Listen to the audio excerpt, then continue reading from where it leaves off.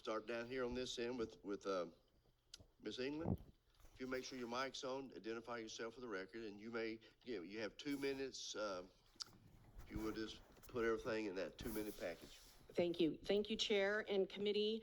My name is Karen England. I'm the President of Parental Rights Council. And I listened to a lot of testimony on this bill in committees, and I was really quite shocked at the last committee where the head of the Librarian Association said emphatically that there is no porn or obscene material in any school library in Tennessee. And so with your permission, Mr. Chair, I'd like to read something that is sitting in the current Nashville High School library. Yeah, we have a rule in here, you can't have a prop, but you can read it, just don't hold it up. Okay. But you can read it. Yes, and forgive me, I am a modest Christian woman, but this is in a Nashville high school. Anal sex intercourse, butt fucking, ass love, backdoor action. What is it? How do I do it? Anal sex is entering the anus and rectum for social satisfaction for both parties.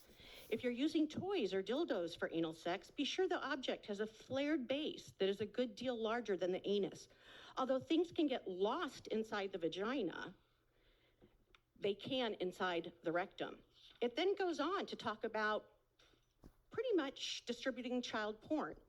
It talks about sex and tech talk and how you can film yourself on a camera, anything that you want to do on the camera. It then gives you all the pros to our high school students of doing this on camera.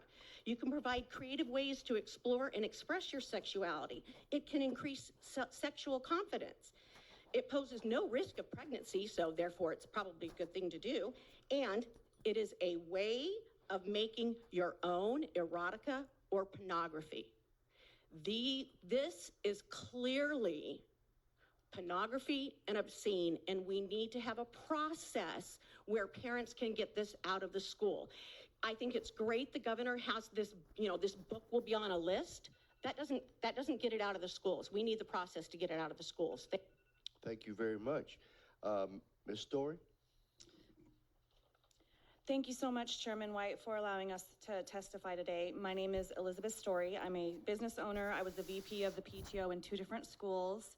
I work with several grassroots like Karen here, and I'm a consumer advocate on TV and radio. And today I'm here to advocate for the most important people in my life, my 2 children that attend public schools here in Tennessee. Again, the notion that these obscene books aren't already in schools is completely false. My children have already been exposed to them starting in elementary school, and they've already been harmed by the obscenity that's in the school. Our team of volunteers has now uncovered over 100 books in Middle Tennessee alone. They're in 93 of the 95 counties.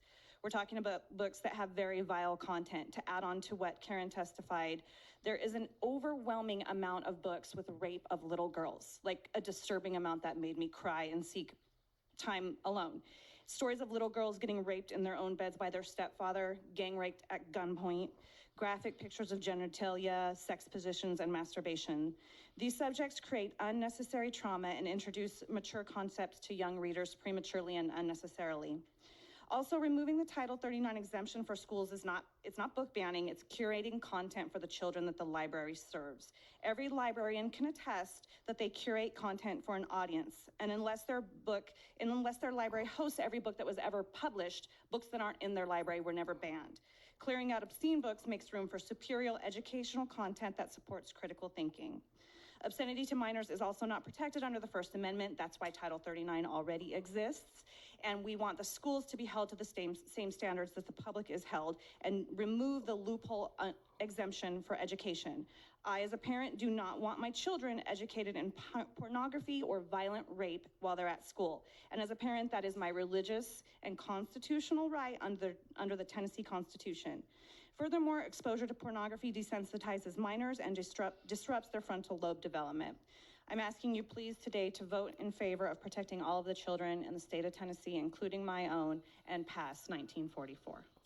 Thank you very much. Mr. Dale Walker, you're recognized. Thank you, Chairman White. Pastor Dale Walker, Tennessee Pastors Network President. Pleasure to be here today and speak on this issue. And I'm mad enough about this to spit nails, but I'll be respectful to you.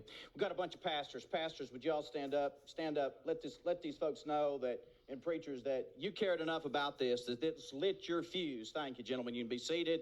To come down here on a Wednesday night when we have prayer meeting service, they're down here sitting in the state capitol to address this because exactly just like the representative a while ago said, we don't want chaos in the minds of our young people.